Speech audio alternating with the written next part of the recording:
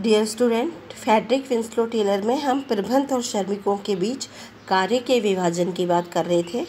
Taylor का ये कहना था कि वैज्ञानिक प्रबंध इन सिद्धांतों पर आधारित है कि संगठन में विज्ञान का प्रयोग किया जाए, ना कि अंगूठा नियम या परंपरागत तरीकों का। संगठन में शांति और व्यवस्था बनाए रखी जाए, ना कि संघर्ष को अपनाया जाए। सहयोग की भावना अपनाई जाए, ना कि व्यक्तिवाद की। अधिकतम उत्पादन किया जाए, ना कि सीमित उत्पादन। नेक्स्ट है टेलर का कार्यात्मक फॉरमैनशिप का सिद्धांत। टेलर ने कार्यात्मक फॉरमैनशिप के सिद्धांत के माध्यम से आदेश की एकता के सिद्धांत का जो कठोरता से पालन किया है उसकी आलोचना की है। टेलर ने कहा है कि एक संगठन अगर सही तरीके से काम करता है तो एक श्रमिकों को बहुत सारे उच्च अधिकारियों से आदेश लेने होंगे। टेलर ने अपने कार्यात्मक फॉरमैनशिप में 8 पर्यवेक्षक बताए हैं। 4 हैं गुट नेता, मरम्मत नेता, गति नेता और निरीक्षक। इन 4 का काम होता है क्रियान्वयन का, और बाकी जो 4 हैं कार्य की व्यवस्था और मांग लिपिक, निर्देशन कार्य लिपिक, समय और लागत लिपिक और कारखाना अनुशासक। इनका कार्य नियोजन का होता है। इस प्रकार ये 8 मिलकर श्रमिकों को आदेश देते हैं और श्रमिक इन सब के आदेशों को मानते हुए आगे काम करता है। एक अच्छे पर्यवेक्षक में टेलर ने 9 गुण भी बताए हैं। नेक्स्ट टेलर का मानसिक क्रांति का सिद्धांत। टेलर का ये कहना है कि श्रमिक और पूंजीपति एक दूसरे पर अविश्वास नहीं करें, बल्कि मिलजुल कर संगठन के हितों को प्राप्त करने का प्रयास करें। प्रबंधकों का ये कर्तव्य है कि वो श्रमिकों के कार्यों का निर्धारण करें, कार्य हेतु श्रमिकों को चुने, उन्हें अभिप्रेरणा दे और उनके कार्यों का विभाजन करें। तब और इसके द्वारा ही जब वो संगठन के लक्ष्यों को प्राप्त करेगा और तभी उस मानसिक क्रांति संगठन में उत्पन्न होगी। नेक्स्ट है टेलर का प्रबंध के सिद्धांत। टेलर ने प्रबंध के कुछ सिद्धांत बताए हैं, जिसमें प्रयोग का सिद्धांत, कार्य अनुमान का सिद्धांत, कार्य नियोजन, कार्मिकों का वैज्ञानिक तरीके से चयन, कार्य का वैज्ञानिक तरीके से बंटवारा, मानकीकरण, सामग्री का वैज्ञानिक तरीके से चुनाव, प्रभावी उपकरणों का सिद्धांत, प्रेरणात्मक मजदूरी, कुशल लागत लेखा प्रणाली, मानसिक क्रांति, संतोषजनक कार्य दशा, कार्यात्मक फॉरमैनशिप और अपवाद का सिद्धांत। साथ ही टेलर ने वैज्ञानिक प्रबंध की कुछ विधियां भी बताई हैं। अगर वैज्ञानिक इन विधियों को संगठन में अपनाया जाए तो ये विधियां बहुत ज़्यादा प्रभावी होगी। वो विधियां हैं समय, गति, थकान अध्ययन, नियोजन विभाग की स्थापना, कार्यात्मक फॉरमैनशिप, कार्यों का मानकीकरण, तकनीकों का प्रयोग, श्रमिकों के लिए संकेत कार्य, कुशल लागत लेखा, बोनस, कार्य का वैज्ञानिक तरीके से विभाजन, प्रबंध में अपवाद का सिद्धांत, कार्यक्रम निश्चित करने की प्रणाली, कार्यों का अनुमान और मानसिक क्रांति का सिद्धांत। टेलर ने ये सारे स्टूडेंट्स ये सिद्धांत दिए हैं। इन्हीं के 8 सिद्धांत हैं। इन्हीं 8 सिद्धांतों के आधार पर हमें टेलर के वैज्ञानिक प्रबंध को डिफाइन करना है।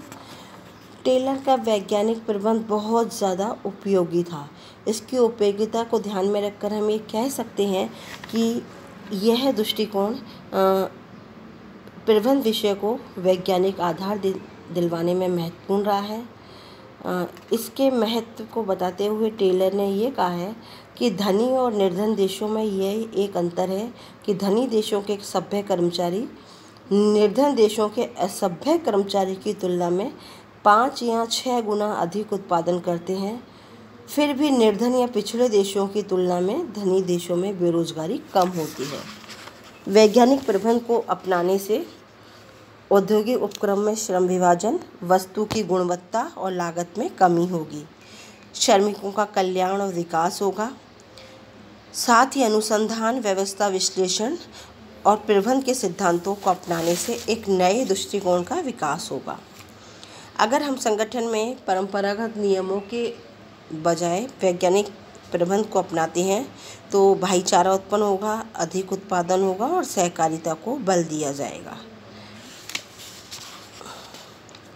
टेलर के वैज्ञानिक प्रबंध के बारे में हम सब ये बात करने के बाद ये कहा जाता है कि टेलर के प्रबंध ने प्रबंध की समस्याओं को वैज्ञानिक तरीके से विश्लेषित करके श्रमिकों को सही तरीके से कैसे उनसे काम लिया जाए इस विषय को मैं बताने का प्रयास किया है।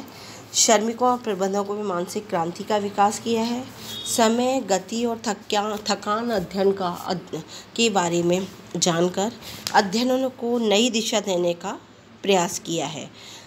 समय अध्ययन में टेलर ने ये कहा है कि एक श्रमिक कार्य करने में कितना समय लगाता है और उस समय को लगने वाले समय को कैसे कम किया जा सकता है और कम करके फिर श्रमिकों की मजदूरी को सुनिश्चित किया जाए। गति अध्ययन का मीनिंग है अनियंत्रित, अमर्यादित और अवांछनीय गतिविधियों पर अंकुश लगाना। टेलर ने वैज्ञानिक प्रबंध में ये कहा है कि श्रमिक जो बेकार की गतिविधियों को बार बार करता है, अपना समय खराब करता है, उन गतिविधियों पर नियंत्रण लगाना बहुत ज़रूरी है। साथ ही थकान अध्ययन में ये बताने का प्रयास किया है टेलर ने कि श्रमिकों को यदि उनकी रुचि का काम दिया जाता है तो श्रमिक बहुत अच्छी तरीके से मन लगाकर काम करते हैं, लेकिन यदि श्रमिकों को उनकी रुचि, क्षमता और योग्यता के अनुसार काम नहीं मिलता तो श्रमिक उस कार्य के प्रति उदासीन हो जाते हैं। वैज्ञानिक प्रबंध ने परंपरागत नियमों के बजाय आधुनिक सोच को विकसित किया है। टेलर का वैज्ञानिक प्रबंध को पूंजीवादी देशों में बहुत सफलता मिली है, लेकिन फिर भी इसकी आलोचना की गई है।